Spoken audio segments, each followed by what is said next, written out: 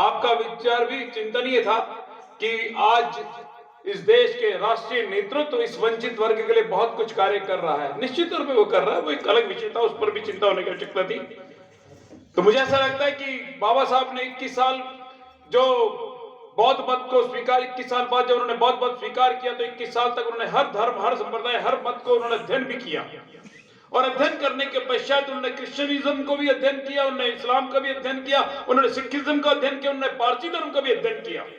लेकिन अंततोगत्वा उन्होंने बौद्ध मत को स्वीकार किया। और जब बौद्ध मत को स्वीकार किया तो उस दीक्षा भूमि में जिस संत ने, जिस भंते ने, जिस भिक्षुक ने उनको दीक्षा दी, उन्होंने भी अपने वाचन में कहा कि बाबा साहब अंबेडकर उस मत को स्वीकार कर रहे हैं जो इस सनातन धर्म की दो शाखाएं हैं, एक शाखा से उतरकर हम दूसरी शाखा में प्रवेश कर रहे हैं। अर्थात सनातन धर्म में हिंदुत्व और बौद्ध एक ही विचार की दो शाखाएं थी। ये उस बनते जिन्होंने उनको दीक्षा दी। और उस समय के वर्तमान नीलमणि जिले, उस समय के सबसे वयोवृद्ध वो भंते थे, उनको आमंत्रित किया गया था। नागपुर में क्यों किया गया? क्योंकि नागपुर नागाओं की भूमि थी जिन्होंने बौद्ध मत को पूरे विश्व में प्रचार करने में उसको स्वीकार किया गया था। विजयदशमी का दिन क्यों चुना? क्योंकि समय का अभाव है। विजयदशमी का अवसर क्यों चुना गया? क्योंकि विजयदशमी का अवसर यह माना जाता है कि असत्य पर सत्य की जीत का प्रतीक है, अधर्म पर धर्म की विजय का प्रतीक है, इसलिए विजयदशमी को चुना गया। नागपुर क्यों चुना गया? 21 प्रतिज्ञा, 22 प्रतिज्ञा लिखी, उन प्रतिज्ञाओं की मैं भी चर्चा नहीं करूंगा। बौद्ध दर्शन इस देश का, इसलिए बौद्ध मत को स्वीकार किया गया। बौद्ध दर्शन इस देश का मूल दर्शन है, बौद्ध मत इस देश का मूल दर्शन है, विचार है।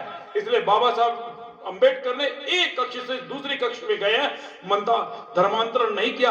हम इस विचार मंथन को इसलिए रखना चाहते थे कि उस देश के कुछ नैरेटिव ये कहते हैं कि बाबा साहब अंबेडकर ने धर्मांतरण किया और वो हर विजयदशमी को धर्मांतरण पर्व मनाते हैं। तो ये धर्मांतरण पर्व नहीं है, ये मंत्रांतरण है। हिंदू धर्म में तो वैसे भी हम 3 शाखाएं मानते हैं, शिव, शैव, वैष्णव, शैव और शाक्य। इसकी हम चर्चा नहीं करेंगे।